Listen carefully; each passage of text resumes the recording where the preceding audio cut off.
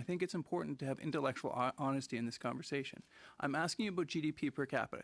Canada's population has swelled in recent years, which has masked our GDP per capita, which is per individual.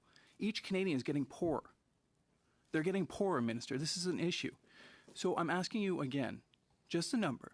What was GDP per capita in the first quarter, the second quarter, or the third quarter?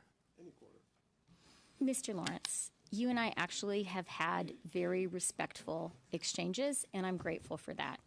But I have to say, after your leader's performance last week, where he jumped to accusations of terrorism, alarming all Canadians, and after the vote of your party to fail to support Ukraine, Point of order, Chair. it is a Point of order, bit Chair. rich to take this. You laid tone. out in the beginning of the meeting that, we should give time to answer the questions. That has nothing to do with the question, and I would indulge you to take a look at what kind of relevance her answer has to the question at hand.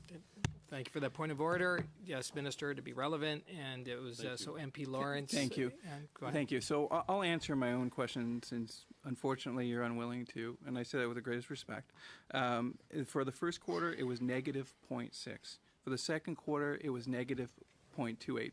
RBC predicts it per capita will be negative 0.31. Canadians are getting poorer, Minister. In the U.S., the average GDP per capita is about $80,000. In Canada, it's a little over $50,000. That's a $30,000 gap. That gap has never been bigger.